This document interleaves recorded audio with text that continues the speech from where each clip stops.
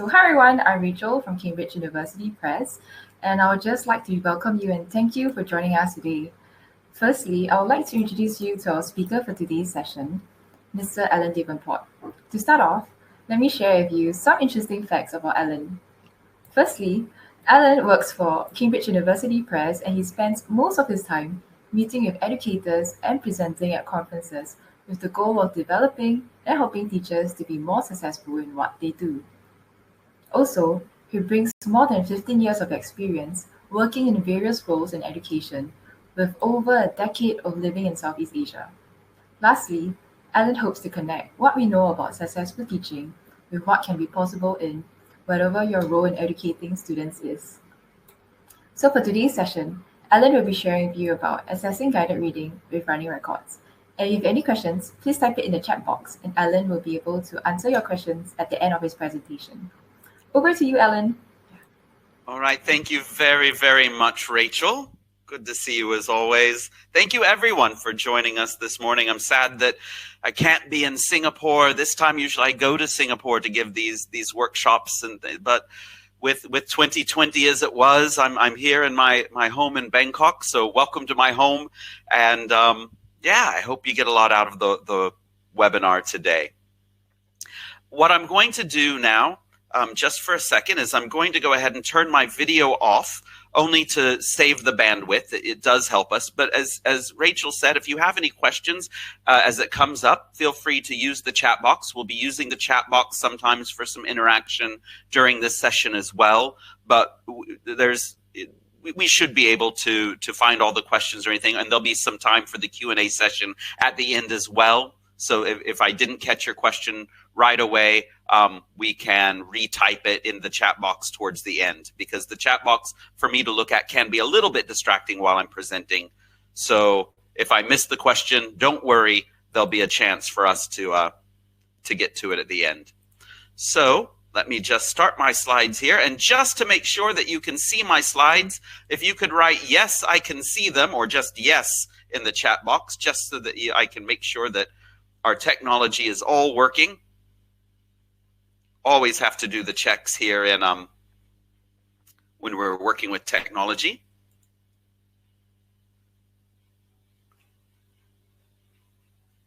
All right, seeing it, perfect. So today I'm going to really talk to you about assessing guided reading with running records.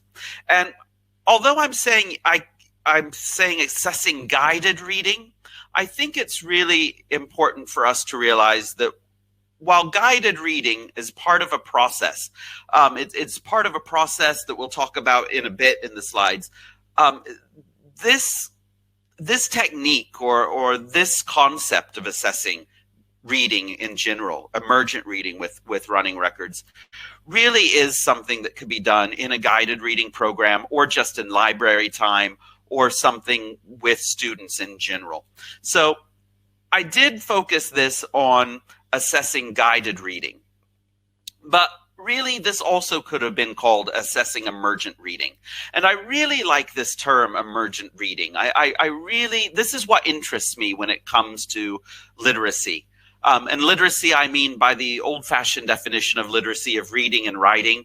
I really like to really take a look at of what happens after phonics but before reading, and what happens in all the stages in there, and how do we assess it in between to make sure that we're developing readers as we go. So that's what we're going to talk about, and we're going to be looking at one technique for it. Specifically, if you want to know today's objectives, this is what they are. We're going to examine what assessment of learners entails and focus on running records. We're also going to look at comprehension and consider what criteria should be used when determining student reading levels against standardized book banding. So that's a lot of the official objectives of what we're going to do today. But I think that instead of just talking about what we're going to do, it's probably best if we jump right in and do it. So as I said, this idea of emergent reading, or sometimes emergent literacy as it's known, or sometimes it's called pre-literacy, it really has a process that goes through the learner's minds, so their skills, their achievements as they're becoming readers. that starts basically with just looking. I mean, reading itself is a very visual process, or if you do have visual impairments, it is very tactile with Braille, but it has to do with a sensory aspect to it most of the time through looking. And then that looking goes into decoding, and decoding goes into recognition, and recognition goes into reading. And I think that, when we have this debate between sight words or phonics, both are important, but I'm going to be honest with you, I take the phonics approach. I like to start with phonics. I'm a huge fan of decoding. I do think there are a few words that we, of course, have to do by sight, because phonics will let us down for young learners with them, but I'm not a whole language person. I am a phonics person, and then I think that phonics brings us into these skills of decoding, and that leads us into word recognition, and that leads us into reading.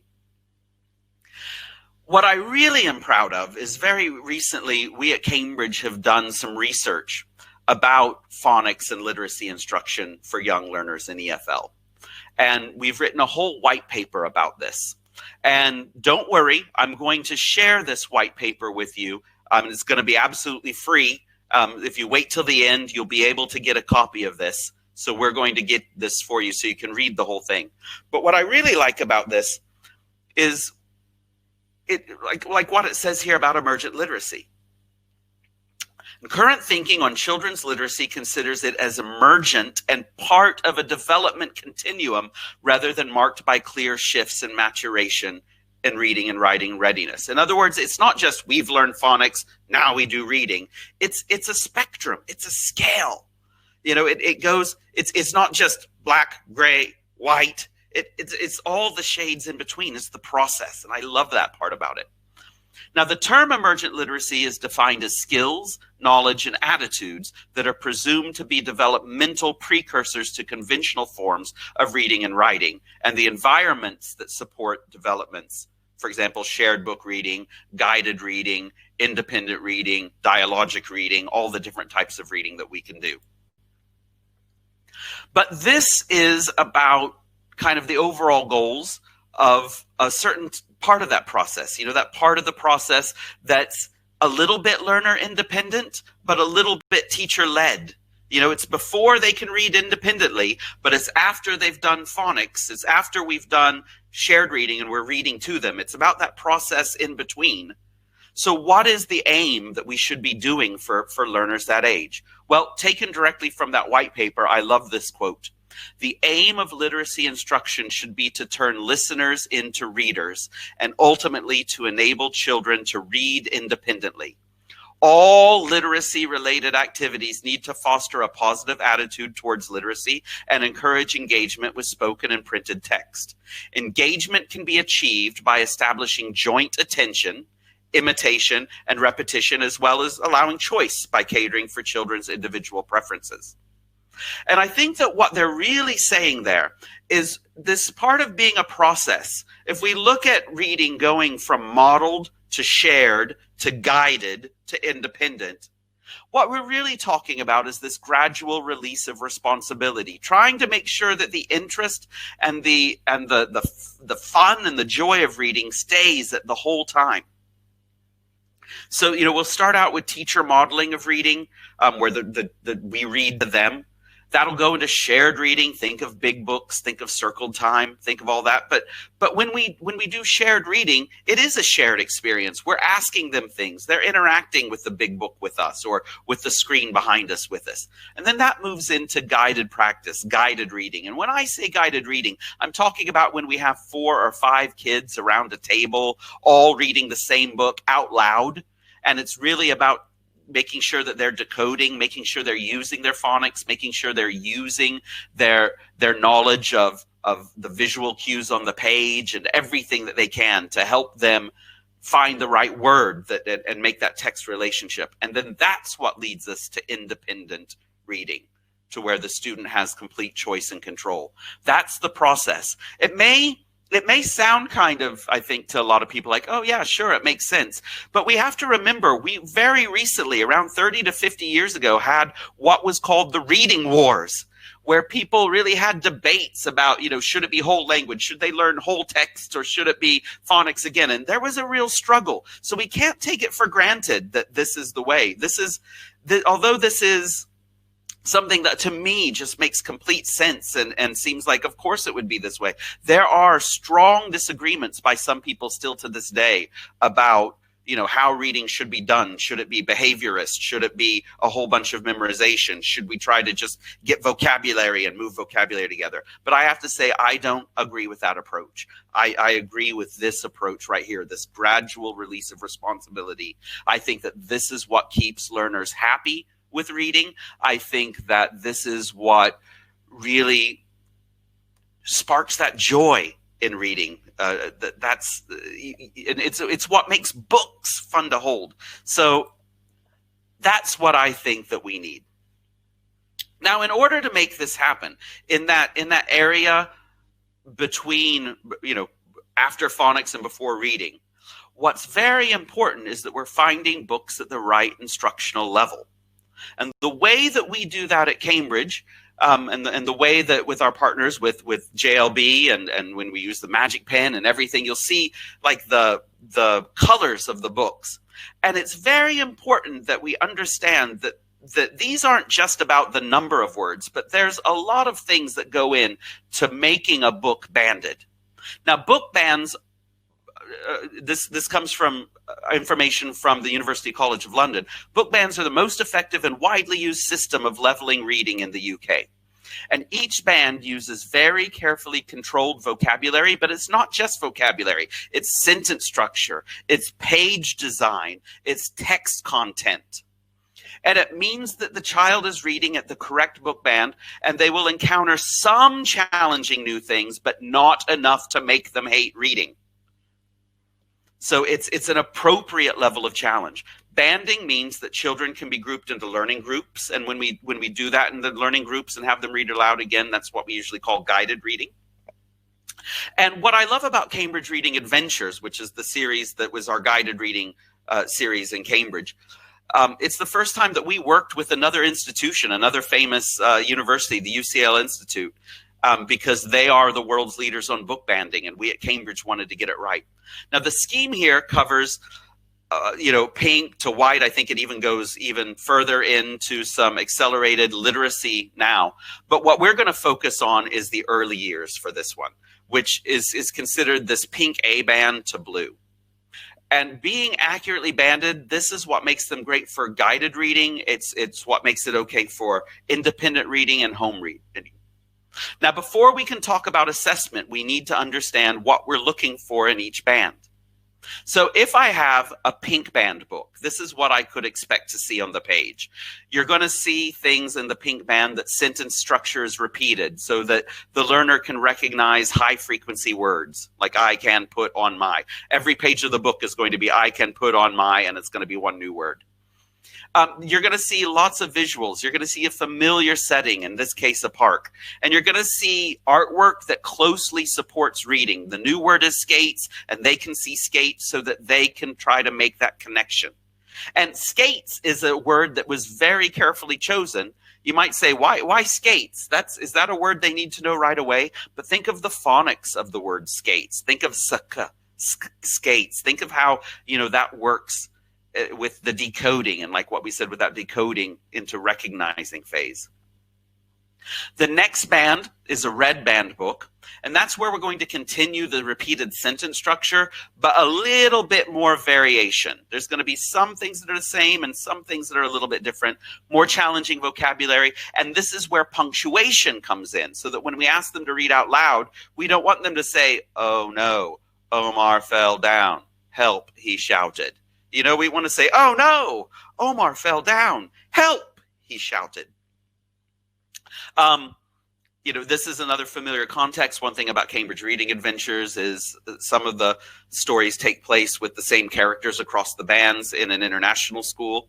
But again, the artwork here is about comprehension. As we go up into some of the higher levels later on, there's less and less artwork, or the artwork may not support it as well. But here, the artwork is there to design and help the decoding. It's there to help the reading process. Now we get to the blue band. And I've chosen a nonfiction text here. I will say that we have fiction and nonfiction books in pink, red, blue, white, all of the bands. But here we just have an example of a blue band, and we have an example of a nonfiction text. With blue band, we're going to see things like more text features. We're going to see subheadings. We're going to see glossaries. We're going to see that the character there is used to provide further information. We're going to start to see how books work.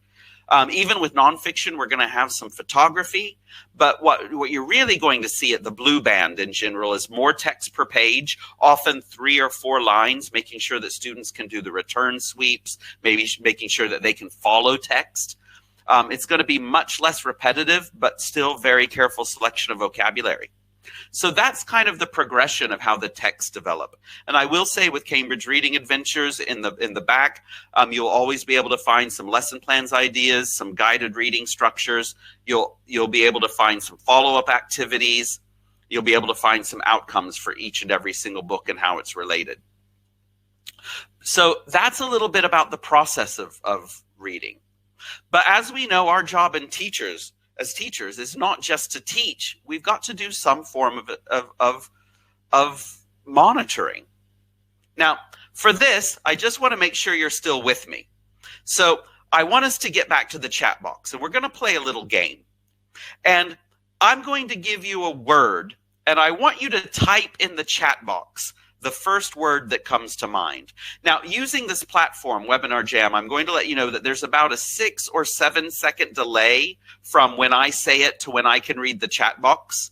So if it sounds like I'm waiting, it's because it takes about 6 seconds from when you've typed into the chat box to when I can see it. But I'm going to go ahead and say, get ready, because I'm going to give you a word, and I want you to tell me what's the first word you think of. And the first word that I want you to think of what comes to mind. Don't type the word, but think of what comes to mind. Like if I say snow, you might say cold. The first word that I'm going to say is coffee. When I say coffee, what's the first word that comes to mind? Type it in the chat box.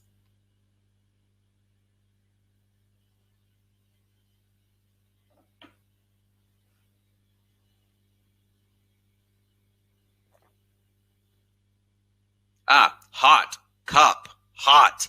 I see. Ooh, black. I see from Jimmy. I like my coffee black too. Bitter. Yeah. Morning. Oh, I like that. Yeah. Associating with aroma. Bitter, refreshing, good. Oh, you got zombie. I'm not going to ask about that. I love that word. Tea, fresh. Black. I see it. Okay. Starbucks. Yeah. We got lots of word with coffee. I'm going to give you another one. The next word that I'm going to give you is light.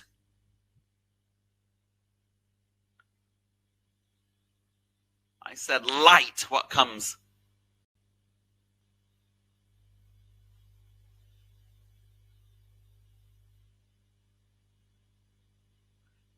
I see darkness. I see some opposite. Bright, sun, tunnel, bright, candle, life. Oh, I like that. Hope. Oh,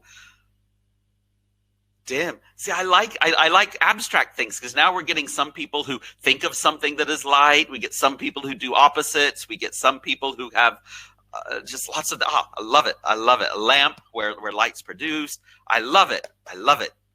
I'm going to give you one more word now. Here's your next word. The word is, and again, type the first thing that comes to mind. The word is assessment.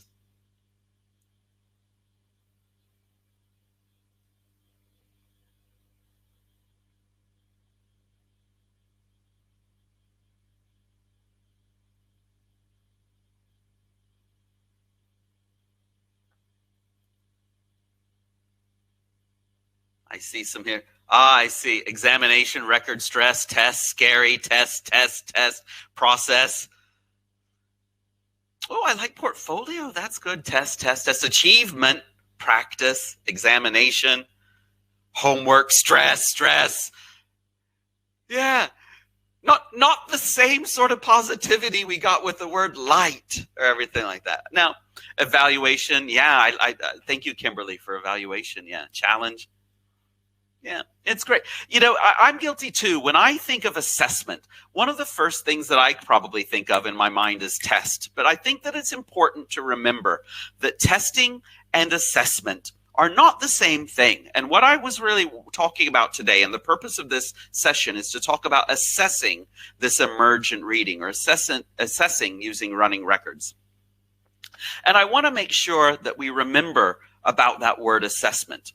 I fly a lot. Of course, I haven't got to fly a lot this year with 2020 being like it is, but I do fly a lot. And sometimes I sit in the exit row of airplanes. And if you sit in the exit row and you look at the sheet that's special to the exit row about how to open the door in an airplane, one of the things that we'll say is, before you open the door, look out the window and assess whether it's safe.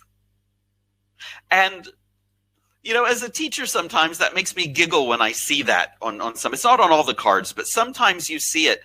And I think, we're not testing with that. Assessment there, I think, is the same thing that we're doing with our learners. Assessment in that case means look out the window and make a decision if it's safe to open the door or not.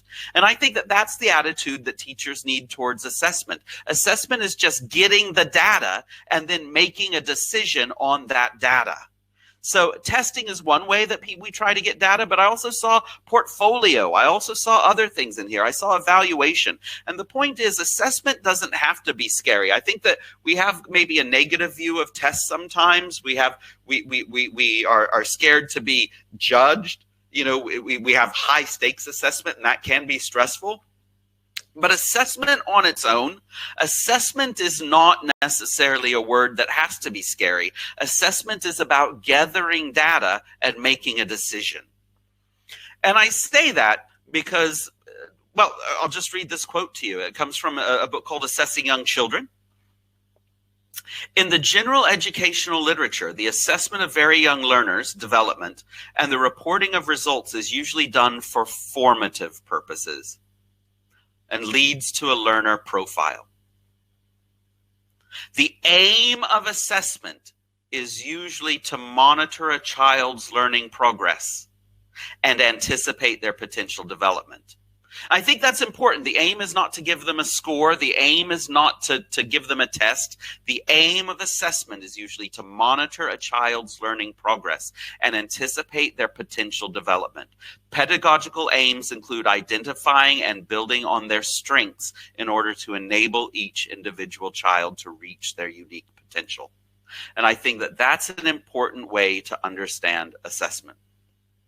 Now, one of the things that comes with Cambridge Reading Adventures, which I'm so proud of, is that we've put a lot into an assessment pack and an assessment guide.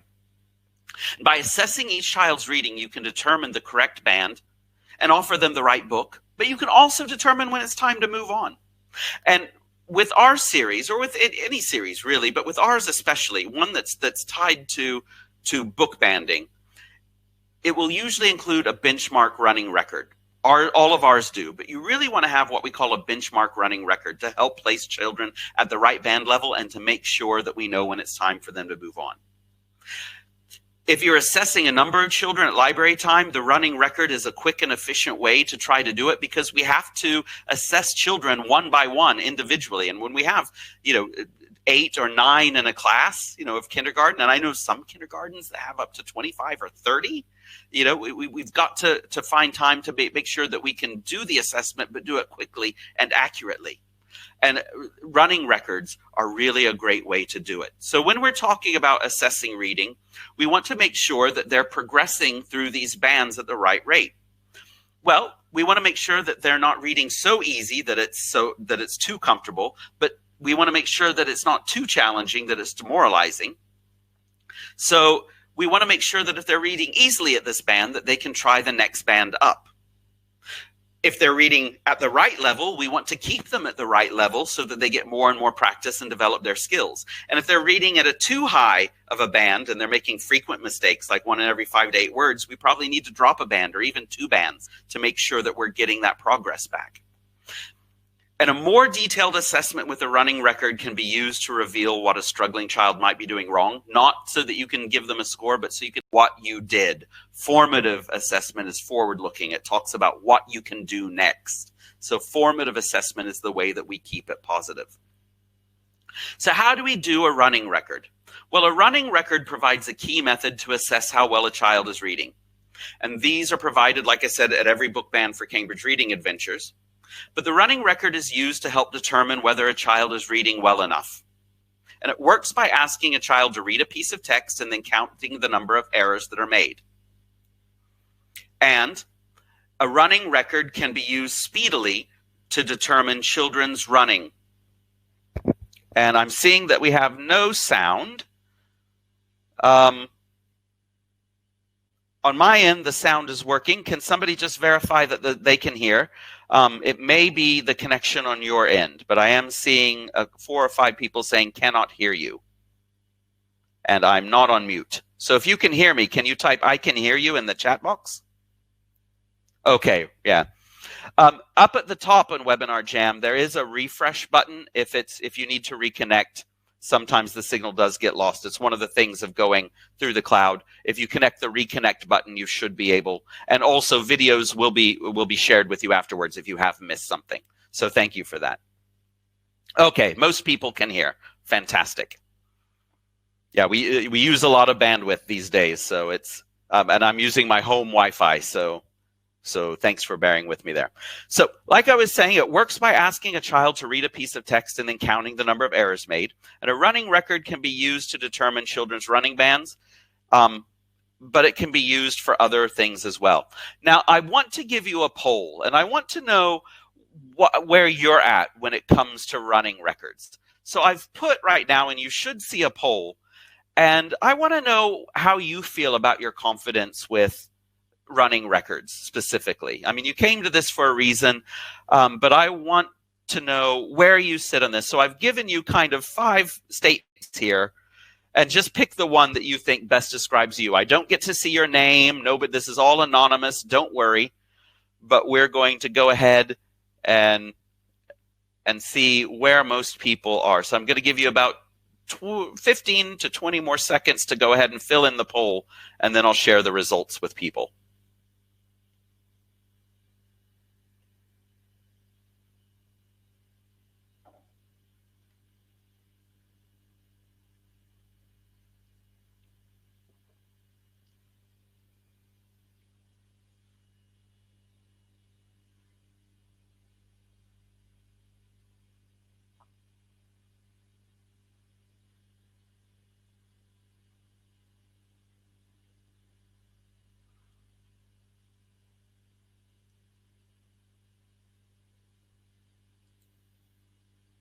All right. So we had 3% of the people, which I think is one person, said, I probably could be giving this webinar. Fair enough. I'll be very much looking forward to your feedback to make sure I hit it okay. If that's true, there's going to be a one part where we're going to be using the chat box. And if you confidently know the answer, then maybe hold back and don't spoil it for the other people. Then we have a few people, 25%, or actually not a few, a quarter of you say, I know about it, but I'm happy to have the confirmation. 33% who are doing it want to make sure that they're doing it right because they don't know, if it's 100% the way that they should be doing it. And 37%, I've heard about them, don't know much about it. Nobody is like, what's a running record? So that's fantastic. Thank you for that. That's very useful for me. So thanks. So when we have a running record, what we have is usually a page of the book, or a page that has all the words in a book. And we ask the child one-on-one with us to read the book to us. And we take notes with our record sheet that has the text of the book. It's not our own copy of the book, but it has the text of the book, and it'll have the page numbers with it. So like page 2 has this sentence, page 4 has this sentence, page 6 has this sentence. And we'll have that sheet, and the child will have the book, and we will make little marks as they're reading. And that's what we're really looking for. And what we're doing this for is to gather data. So when we're carrying out a running record, it kind of looks like this. The reading depends on using 3 different strategies. And our running record is going to help us determine which strategy the child is using or which strategy the child is maybe not doing well at. And the whole purpose of the running record, like I said, I cannot say this enough. It's about gathering data. It's all about data, data, data. And it allows us to work with a child, like I said, to remedy this weakness.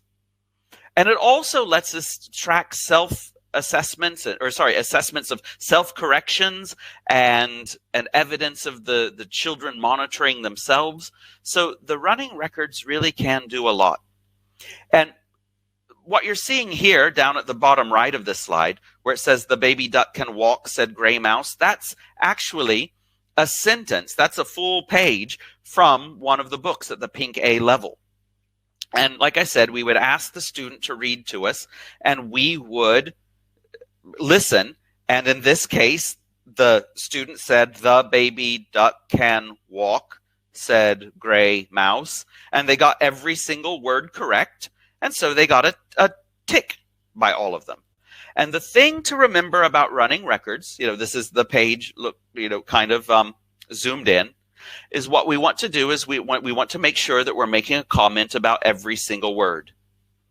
Because this is about translating their phonics skill and their decoding skill and making sure that they're using it for reading. Of course, there are words like the that are going to depend on their sight words and knowing those difficult words as well.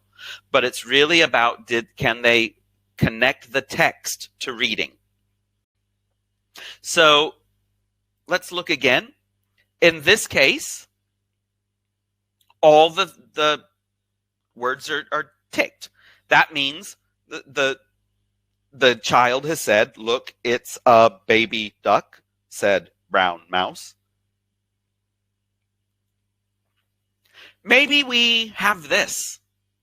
You don't need to write in the chat box, but I'm going to give you 10 seconds for each of these. And I just want you to think to yourself, what do you think this symbol means? What do you think happened here?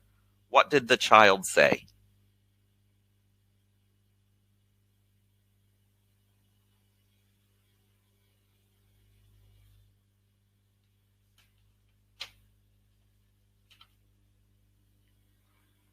So in this case, the child substituted a word, didn't they? And so what we do is we draw a line above the word that was meant to be read, and we write the substituted word above the line. So in this case, the child said, look, it's a baby duck, said baby mouse. And we would record that as an error. So that's what we do if the child substitutes a word. But maybe this happens. Take about 5 seconds and think to yourself what you think this might mean.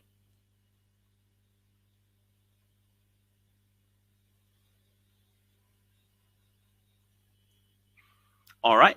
I hope that you said that this means that the student omitted a word or that they left a word out. In this case, the child would have said, look, it's a duck, said brown mouse. And so we draw a line above the word that was meant to be read, and then we draw a dash above the line. And that lets us know that the student didn't say it, and that gets recorded as an error.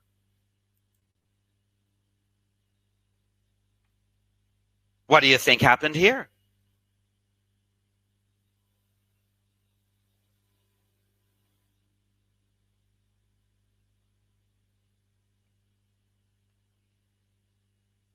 So what happened here is that a word was inserted.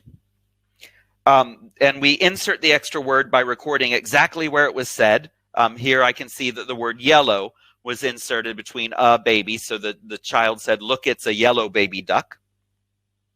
And we draw a line and we add the word above the line. And we place kind of a dash under the line to let us know, hey, that's where they said the word.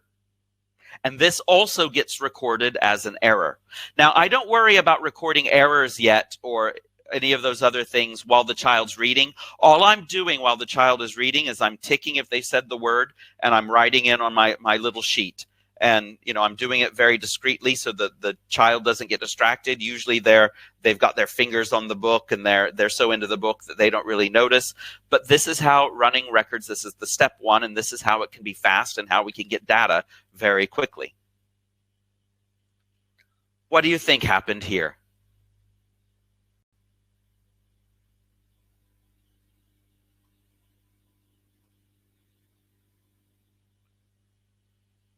So what happened here is that with the word mouse is the student attempted the word.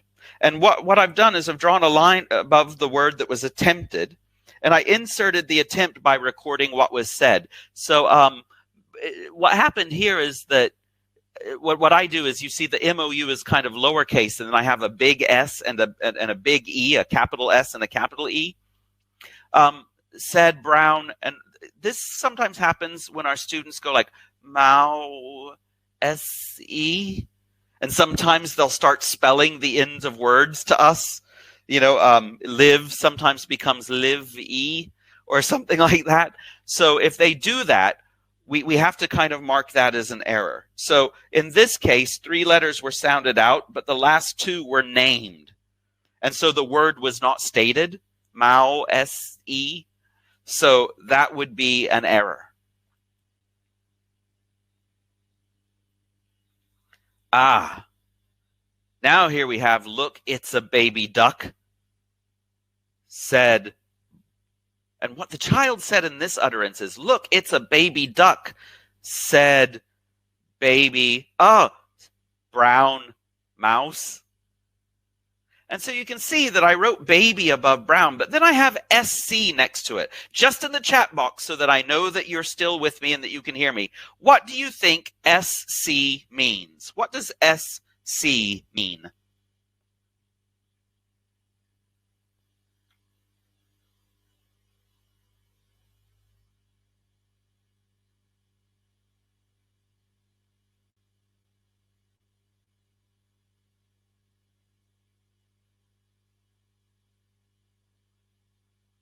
Absolutely. It's self-correction. SC stands for self-correction. So this means that the learner corrected themselves. So we draw a line above the word, we record exactly what was said, we record an SC so that we know that the word was then read accurately, and we record this as a self-correct.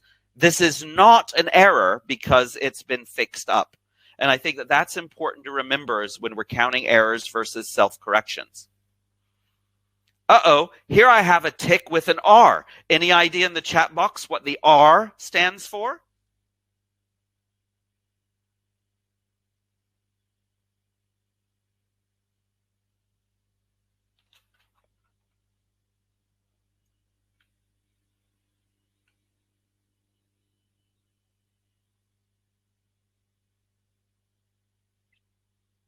Jenny, it's a good guess, but not exactly correct. I got some question marks. Yes, repeated. Repetition, repeated. So in this case, the child said, look, it's a baby duck, said brown mouse. And if they said the word said 5 times, I would have a check with 4 R's. It means that they repeated the word. So look, it's a baby duck, said brown mouse. Now, I'm recording that for my data, but this is not an error. This does not get counted as an error. It doesn't even get counted as self-correction, but I still want the data. I still want to be able to look at the running record and be able to know what the child said when they were reading, because it will come back in my formative assessment later on. So that's what that means. Look at this one. Look, it's a baby duck, said brown mouse. And then there's the R with a big thing. And I'll go ahead and tell you there's the R again. The R still means repeated, but that means they repeated that phrase. So in this case, the student said, look, it's a baby duck, said brown mouse. So if they repeat a section of text, we record it by placing an R after the last word, and we'll draw a line from the R to the first word repeated. And again, this is not an error.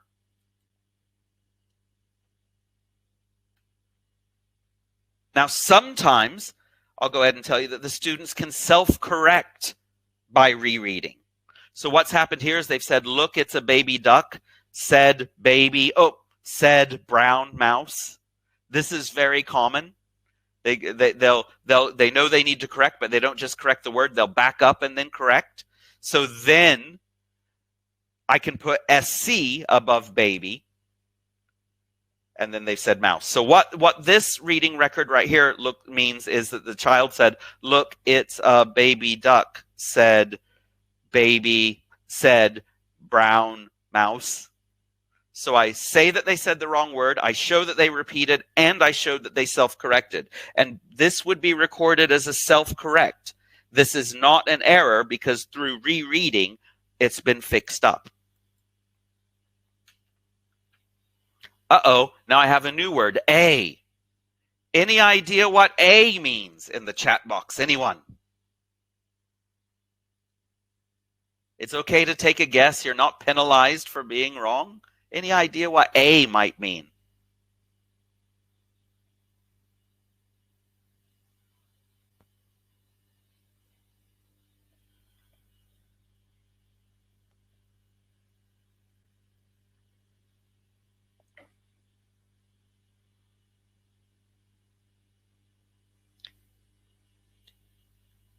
Jenny and Alice say again, you're my two favorite people because you're brave. I'll say it doesn't mean again.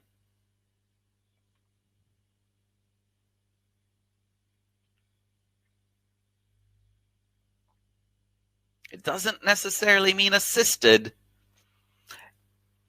Good. I'm happy that you don't know everything because I don't want this to waste time. So this is a good code here because, the running record code, I will say that this code that I'm using, it's been around since 1993. It was developed by a researcher called Clay, and I'll give you, again, some resources for this so that you have this. But the A here stands for appeal. And appeal means that the reader appealed for help. They said, look, it's a help me, teacher. I don't know that word. They made an appeal. They had to ask the teacher for help. So when the reader appeals for help with an unknown word and the word is told to them, when we go ahead and tell them the word baby, because when we're doing running records, we won't be teaching. We'll just, maybe if they ask for the word, we tend to give it to them. We write an A above the word that was appealed. Okay? And then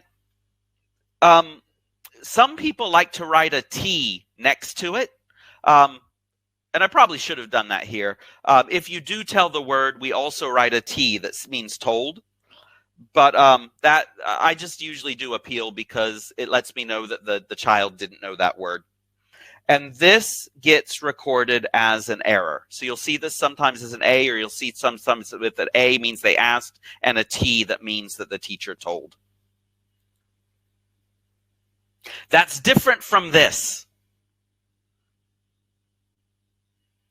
where the child maybe said, look, it's a, and then the child went silent.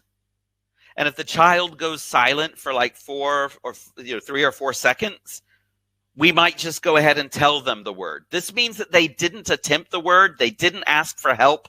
We had to tell them the word. So that's why there's a T next to the baby and a dash above it. So the reader was told the word. No attempt was made. So we draw a line above the word and a dash above the line, and we write a T next to the word. I should say that if the learner appeals and they're told, or if we tell the word, it's recorded as an error. Now, if repeated proper noun errors occur in the reading, we only score it as an error once. I'll say that again. If repeated proper noun errors occur in the reading, we only score it as errors once. So if the word is like someone's name, like Omar, and they keep on needing to be told Omar, we'll count it as an error, but we'll only count it one time as an error. But if it's a common word, a word like look, and we constantly have to tell them, we'll count it as error each time. So just one of the things to note if you're taking notes, when it comes to telling words, we do make a distinction whether it's a proper noun or it's not a proper noun. It's really the only time that we make that distinction with running records, but that's when we do it. And then, oh my gosh, look at this one. This is what it can look like sometimes as well. Here the student said, look, I'm baby, say brown mouse. Oh my gosh. So the teacher wrote TTA. What do you think TTA means?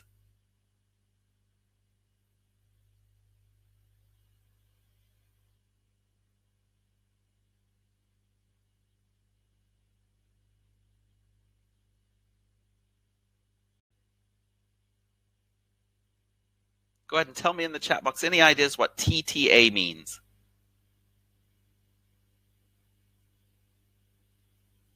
Telltale appeal. Good guess. Not quite right. I'll go ahead and tell you TTA is shorthand for try that again. And this is where, the reader has made a whole lot of mistakes. And so they're instructed to try that again, usually when there's a significant problem.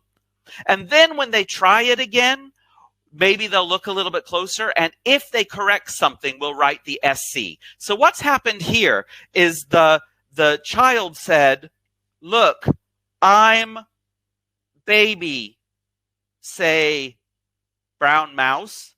And then the teacher said, try that again. So then the second time, the reader said, look, it's a baby, said brown mouse. So when I asked them to try that again, then I'm looking to see whether they self-corrected or not, or whether it remained an error. Now, an error is scored because the reader was prompted to go back. So anytime we ask them to try that again, that's one error. But then what still remains, what wasn't self-corrected, would also be an error. So here, baby, where they said baby, because they got that wrong, that would be an error. Duck, they still didn't say the word duck. That would be an error. They corrected said, say, and changed it back to said. So in the end, I'm looking at 3 errors here. And that's what we're looking for. And at the end, we take this and we use data. That's a little bit about how we mark while the student is reading for us during a running record. Now, don't worry. Like I said, I have a website for you that will break this down that you can go back and review, and we're making videos of this available as well. But what do we do with that data? Well, that data can help us determine the accuracy rate, which is the total number of words divided by the total number of errors. And then that will give you the error ratio, and we put 1 over that number. Now, this gets confusing sometimes because we think, shouldn't it be the total number of errors over the total number of words? Like if it were 100 words and they made 5 errors, shouldn't we do it that way? Well, we tend to not like to do it that way because it can mess with our formulas later. So if they were reading, in this case, let me get my calculator out. There's a reason I teach English and not math. So let me get my calculator. If the text had 72 words and they made 8 errors, well, that gives me the number 9. So that will give me my error ratio of 1 to 9. That means there's 1 error for every 9 words. Now, then I can use that to figure out my accuracy rate. And to figure out my accuracy rate in my calculator, I do 1 minus and then 1 over 9. And so that's 0.88. So that would tell me that it's an 88% accuracy rate. So if that happened, that would tell me that that text was too hard for the student. What we're looking for in general is if 95%, if our accuracy rate becomes 95%, the text is easy for the child to decode. It's time for them to move up. If it's between 90 to 94, the text is instructional, they're at the right level. And if it's below 90%, the text is hard. It's too difficult. Now, we can also figure out the self-correction rate. And self-corrections are not errors, but it's still useful for data. It lets us know something. There's a difference between a learner who's made no errors and no self-corrections and a learner who's made no errors and 12 self-corrections. It may want to give us some pause before we move them up a level, or may want to guide us in how we help them. So to find the self-correction rate, we add the total number of errors and the total number of self-corrections together, and we divide by the number of self-corrections. And it's expressed as a ratio of 1 to x. So if I had 3 errors and 6 self-corrections, if I had 6 errors and 3 self-corrections, if I had 6 errors and 3 self-corrections, 6 plus 3 is 9, and there were 3 self-corrections, so that's divided by 3, and I can do that in my head. 9 divided by 3 is 3, so it's 1 to 3, which means 1 out of every 3 errors were self-corrected. Now, when we conduct a running record, we have to make sure that we're using that data and we try to figure out how or why the student was making that error. I told you before that reading depends on using 3 different strategies. And those strategies are using the meaning, the syntax, or the visual. And what we want to do is we want to analyze why we think the students made that error. If they've made an error of meaning, we'll mark that as an M error. Now, meaning means that they used the meaning from the title or the picture or the story. So in that example, the baby bird can walk, not duck.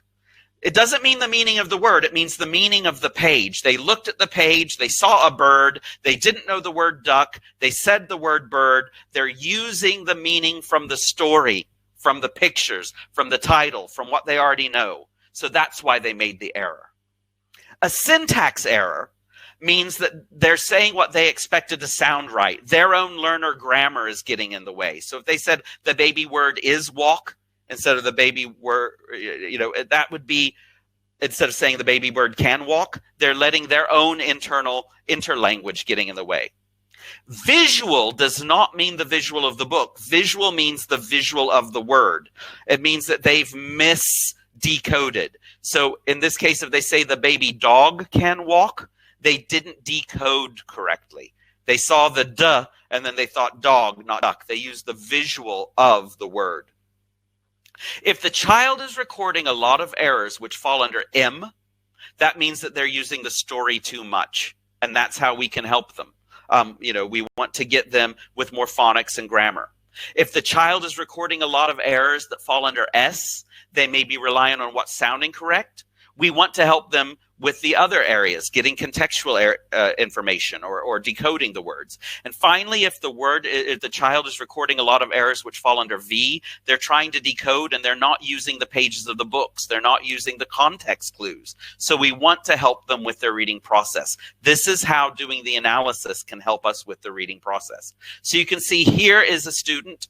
They said, look, it's baby dog. That was a visual error. They said dog, not duck. So I've wrote an MSV, but I've circled V to let me know that it's a V-style error. And then says, they self-corrected that, but they said says, not said. That's an S error because they're letting their own grammar get in the way. And then they said baby mouse. Well, they're looking at the picture. The picture of the book showed a baby mouse. They didn't see that it was the color. They're using the meaning of the story to guide them, instead of using their phonics. So that's how I could look at it. Now, I circled V because maybe they saw B and it's getting in the way. This is an art, not a science. Sometimes I'm not going to know exactly if it's an M or a V. So I might circle both, because the reason why I use it is to get the data. Now, after I get the data, then I can ask some comprehension questions. And the comprehension skills are developmental in nature. The comprehension, though, takes place after the text has been read, and it's very brief, because remember, this is about the phonics and decoding more than it is. So what we might want to do is ask some retelling tasks. Can you tell the story again? Can you sequence the ideas? Did they get the sequence right when they retold it? And how was their vocabulary? It's not about giving a test, but it's about asking, can they tell the story again? What can they remember? And then maybe a few recalling and inferring questions. That's kind of how we want to do it. And the reason why we do it that way is it leads to overall analysis. I can look at the reading record and my asking them to retell the story and asking just one or two understanding questions. And then I ask myself these questions. Is there a pattern to the errors? Why was the self-correction successful? Did the errors make sense, or are they totally out there? How did they use print? Could they use their phonics? Could they use chunks? Could they read the punctuation? How was their fluency? How was their comprehension? How is the retelling? The reason why I do that is because I can take a running record that's full of the data that looks like this. And when I really pay attention to it, along with the comprehension, I can take all of this that was done very quickly with the student, and I can use it to write a report. So here you can see that student with Aisha, errors predominantly in meaning-led, with self-correction using print information. Meaning mainly maintained, grammatical errors indicate she's using sentence structure to predict.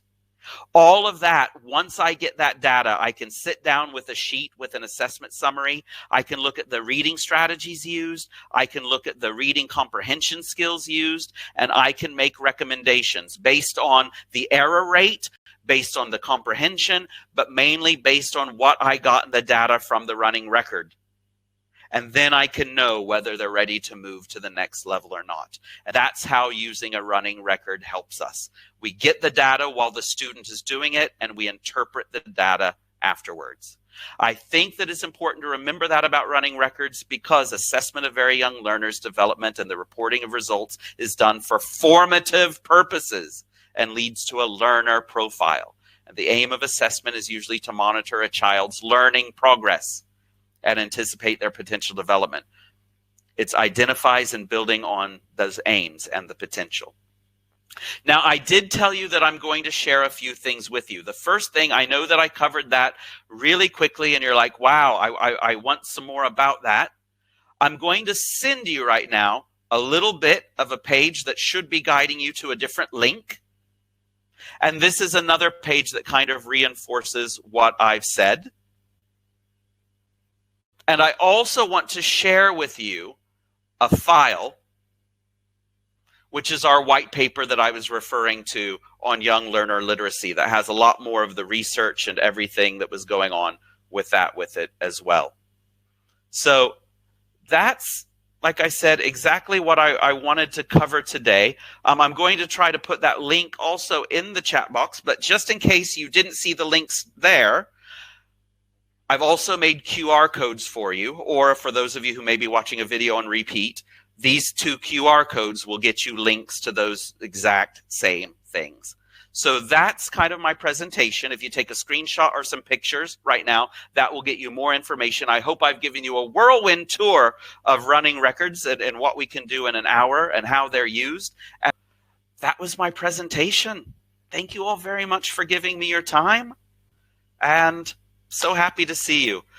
Stay safe, everyone. You know, 2020 is almost over, but you know, we'll get back in the classroom soon, I hope. It was such a pleasure today. Thank you all very, very much for your time.